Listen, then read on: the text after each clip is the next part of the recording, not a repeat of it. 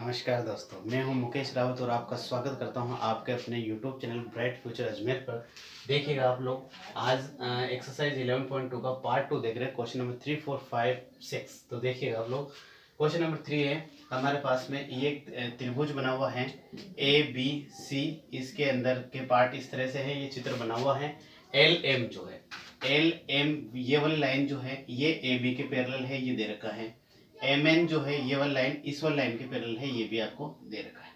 सिद्ध करना है कि LN पैरेलल है AC के।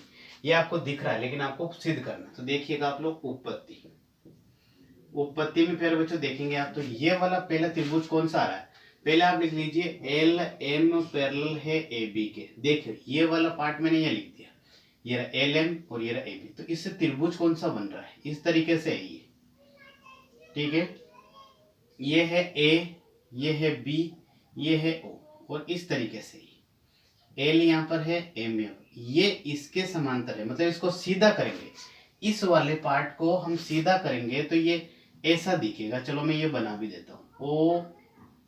O इधर आ गया, फिर A, B इधर, L और M, इसको देखेंगे। तो हमने ये बताया था आपको, थेल्स प्रमेय में क्या बताया था, जब ये दोनों पैरेलल हो तो ये रेशियो जो है वो क्या होगा, बराबर होगा। OL बटा LA, OL बटा LA। इधर कौन सा होगा, OM बटा MB, OM बटा MB। ये है समीकरण 1। ये किससे हुआ, बाय थेल्स प्रमेय से, या शॉर्ट में लिख सकते हैं हम बाय बीपीटी। थेल्स प्रमेय को बीपीटी कहते हैं। अब देखिए आप इसमें यहाँ पर तथा इधर, अब दूसरा ये वाला लिया, पहले यहाँ पे लिख दिया। अच्छा, त्रिभुज का नाम कौन सा है फिर बच्चों, OAB। OAB में इधर देखें, जो सेकंड त्रिभुज कौन सा बन रहा है हमारे पास में, सेकंड त्रिभुज बन रहा है, पहले ये लिख लीजिए आप, MN समांतर है BC के। अब देखो MN ये लाइन, ये BC, तो ये त्रिभुज ये सीधे, ये तो सीधा सीधा बन रहा है इस तरीके से, OBC, और यहाँ पर है MN। देख लीजिए, अब त्रिभुज का नाम क्या हो गया, OBC। तो यहाँ लिख दिया मैंने, त्रिभुज OBC में ये पैरेलल है, ये वाली लाइन जब पैरेलल है तो OM बटा MB, OM बटा MB किसके बराबर होगा, ON बटा NC। समीकरण 2, ये भी किससे है, बाई बीपीटी से, ठीक है। अब देखिएगा समीकरण 1 व 2 से, समीकरण 1 व 2 से आप देख सकते हैं, समीकरण 1 व 2 में OM बटा MB, ये मतलब ये दोनों बराबर हैं, तो ये जो शेष पार्ट बचा हुआ है ये दोनों, ये भी बराबर होगा। मतलब OL बटा LA बराबर ON बटा NC। देखिए मेरी एक बात ध्यान दीजिए, ये वाला जो त्रिभुज है आपके पास, ये वाली लाइन इसके समांतर है ना, जब समांतर है तो ये अनुपात बराबर हो रहा है। यहाँ पर क्या है, पहले दे रखा है आपको अनुपात बराबर, तो वो भुजा भी समांतर होगी, तो वो भुजा समांतर ही बोल रहा है हमारे को सिद्ध करने। लेकिन ये कौन से त्रिभुज में है, ये प्यारे बच्चों है OCA, त्रिभुज OCA में ये लिख लेते हैं OL, ये समीकरण 3 है, OL बटा LA, ON बटा NC। अगर ऐसा है तो हम कह सकते हैं कि इसकी ये वाली लाइन LN पैरेलल होगी AC के। ये कैसे कह सकते हैं, ये कह सकते हैं थेल्स प्रमेय के विलोम से। किससे, थेल्स प्रमेय के विलोम से हम ऐसा कह सकते हैं। तो इस तरीके से हमारा ये क्वेश्चन जो है आसानी से सिद्ध हो जाएगा। इसी प्रकार से हम सारे क्वेश्चन करेंगे। देखिए आप क्वेश्चन नंबर 4,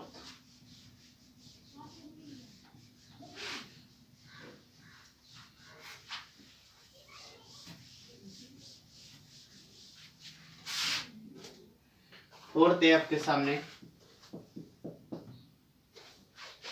हमें दिया है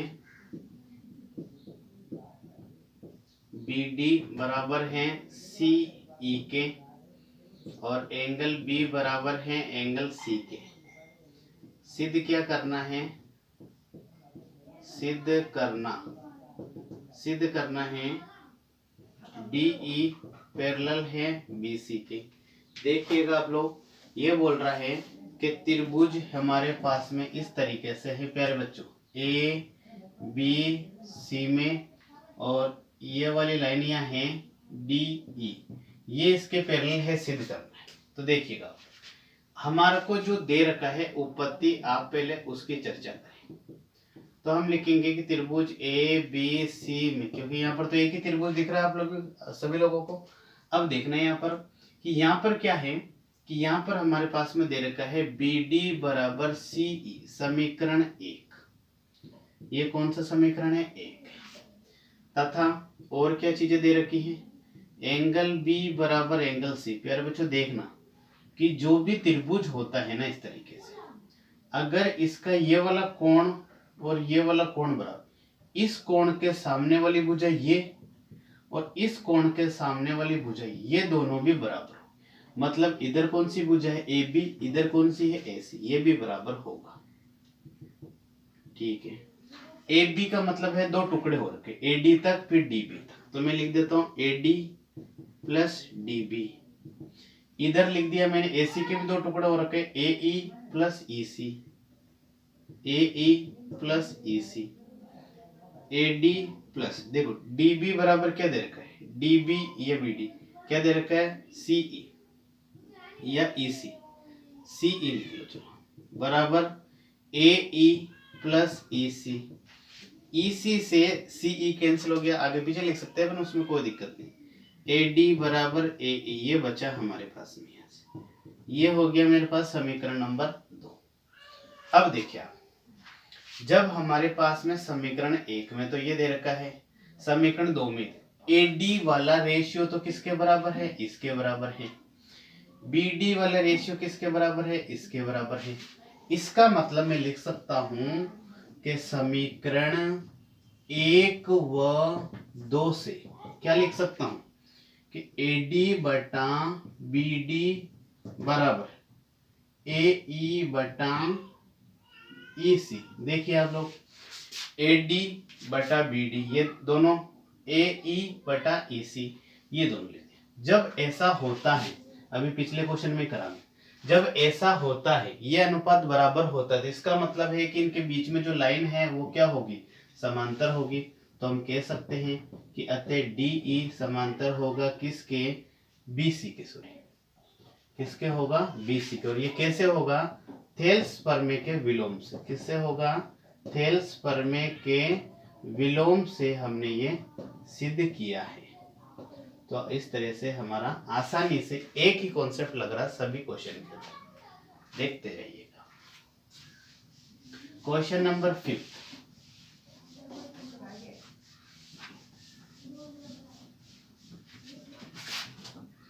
क्वेश्चन नंबर 5 देखिए,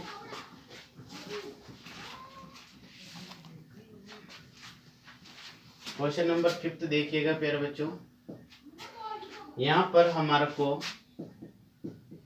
दिया है डी ई पैरेलल है बी सी के और सी डी पैरेलल है ई एफ के, और सिद्ध क्या करना है?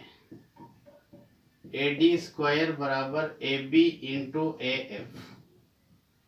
तो देखिए चित्र है हमारा इस प्रकार से, ए बी सी डी ई, यहां से है एफ और ये है सी। देखिए आप, इसमें क्या बात कह रहा है? डी ई हमारे पास में उपपत्ति में लिखेंगे हम लोग। देखो क्या क्या दिया है। डी ई ये वाली पैरेलल लाइन है इसकी, सी डी ये डबल वाली है डबल वाली की। मैं अलग से डायग्राम बना दूंगा आप लोगों के। देखिए उपपत्ति के अंदर देखिएगा, सबसे पहले हम ये यूज ले रहे हैं।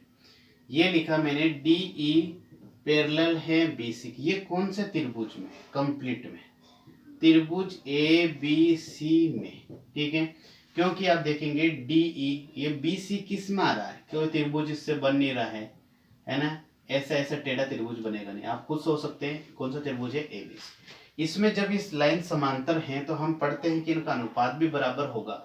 मतलब अब देखिएगा, ध्यान से देखिएगा, हम क्या पढ़ रहे थे इतनी देर? AD बटा BD AE बटा AC। लेकिन आपको इस क्वेश्चन में ऐसा नहीं करना, क्योंकि हमारे को सिद्ध करना है, और जिसमें सिद्ध करना होता है उसमें देखना होता है कि करना क्या है। यहाँ दे रखा है AD, मतलब AD तो लेते ही लेते थे, चलिए लिख लेते हैं AD। इधर देखिएगा AB तो इसी त्रिभुज में आएगा प्यारे बच्चों। AB मतलब है पूरा, तो ये लिख लिया मैंने पूरा हिस्सा। तो इधर मैंने AD लिया था, AD का जितना AD है उतना हिस्सा कौन सा है, ये वाला कौन सा है, AE, ये लिखा मैंने AE। इधर लिया था AB मतलब पूरा, तो इधर पूरा कौन सा होगा, AC, तो ये लिख दिया मैंने AC, समीकरण 1। ठीक है, ये समझ में आया। बहुत ही गजब का कॉन्सेप्ट है ये, कि जितना जो पूछ रहा है वो करना, पूरा पूछे तो पूरा लिखो, आधा पूछ रहा आधा लिखो।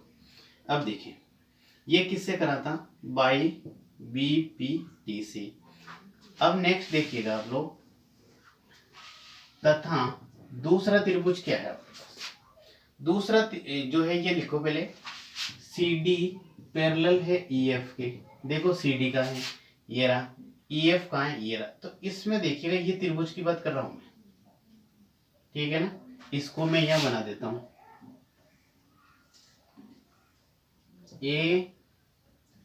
ADC, और इसके पैरेलल की बात कर रहा हूं मैं, ये अलग से लाइन नहीं बनानी आपको, यहाँ E और ये है F।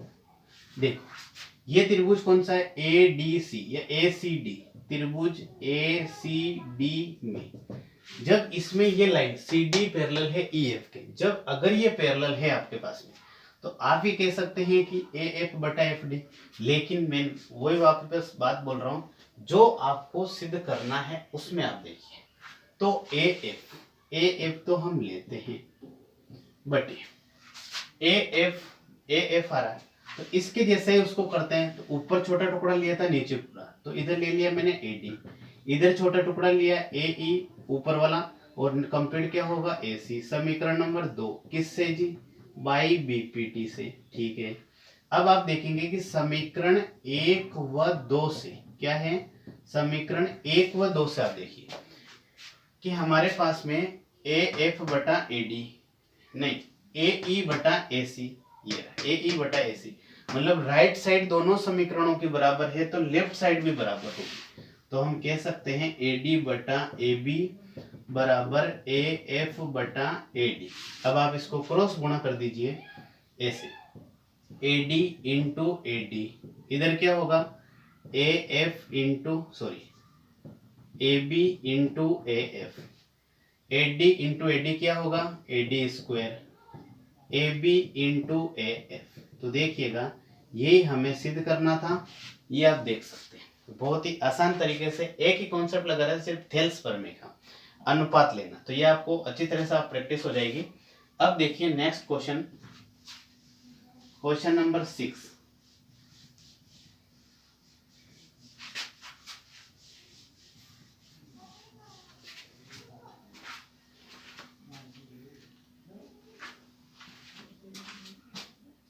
क्वेश्चन नंबर 6 देखिए प्यारे बच्चों, कि हमें दे रखा है, दिया है EF पैरेलल है DC के, पैरेलल है AB के, और सिद्ध क्या करना है, सिद्ध करना है AE बटा ED बराबर BF बटा FC।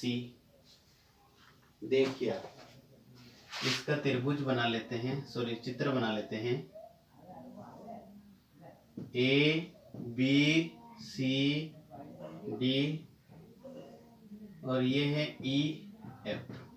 देखिए आप ध्यान से देखिएगा फिर इसको, हमने इसमें थोड़ी सी रचना करनी है, ऐसा जो है प्रश्न आप देखिएगा, उदाहरण भी होगा आप इस तरह से, तो हम यहाँ पर ले सकते हैं। चलो ओ ले लेते हैं, यहाँ से देखिए आप, हमने रचना क्या करी, AC को मिलाया, मतलब A को C से मिलाया, C से मिलाया। चलिए प्यारे बच्चों इतना समझ में आया कि A को हमने C से मिलाया। नेक्स्ट, तो इससे हमारा एक त्रिभुज तो ये बन रहा है, मतलब उत्पत्ति में हम लिखेंगे कौन सा त्रिभुज, ये वाला जी, ठीक है, दिख रहा है। त्रिभुज ADC में क्या है, हमें पता है कि देखो पहले क्या था, तो ई ओ जो है वो समांतर किसके हैं, डीसी के। कारण लिख देना अब यहाँ पर, क्योंकि ई एफ पूरी समांतर थी डीसी के, ई एफ पूरी समांतर थी डीसी के, इसीलिए ऐसा है। ठीक है। अच्छा, जब ये समांतर है तो इसका रेशियो भी बराबर होगा, ए ई बटा ई डी, ए ई बटा ई डी। अच्छा, मैंने पूरा क्यों नहीं लिया, क्योंकि मुझे सीधी ही ऐसा करना है। ठीक है ना। अब यहाँ पर क्या लिख सकते हैं, ए ओ बटा ओ सी, ए ओ बटा ओ सी समीकरण एक, और ये कैसे लिखा, बाई बीपीटी से। ठीक है। अब देखिएगा आप इधर, तथा एक ही कॉन्सेप्ट लगा के जा रहा हूं मैं सभी में। यहां पर देखेंगे आपकी ये वाली लाइन इसके पैरेलल है। अब देखिए कि यहां पर लिखा मैंने, त्रिभुज का नाम क्या है, यहां पर त्रिभुज है इस तरीके से ए बी सी, तो ये लिख दिया त्रिभुज ए बी सी में ये वाली लाइन कौन सी है, ओ एफ। ठीक है। अब इसको देखेंगे, इसमें आप ये देखेंगे कि जब ओ एफ पैरेलल है किसके, ए बी के, जब ये पैरेलल है इनका रेशियो इसी तरह से कि ए ओ बटा ओ सी, इधर कौन सा होगा, बी एफ बटा एफ सी। ये है समीकरण नंबर 2। ये किससे है, बाई बीपीटी से, थेल्स पर। देखिए अब देखेंगे फिर बच्चों, अब समीकरण एक व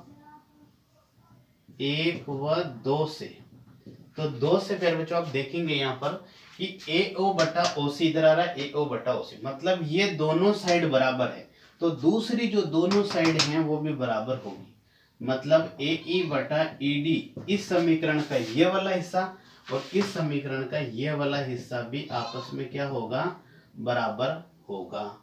और यही हमें क्या करना था, सिद्ध करना था। तो आप इन क्वेश्चन की ज्यादा से ज्यादा प्रैक्टिस कीजिए, क्योंकि ये ज्योमेट्री के चैप्टर हैं और ये थोड़े टफ पड़ते हैं, तो बार बार रिवीजन करोगे तो आपका आसानी से होगा, आसानी से बहुत अच्छे नंबर आएंगे और आप इसमें क्वेश्चन अटेम्प्ट कर पाएंगे एग्जाम। धन्यवाद।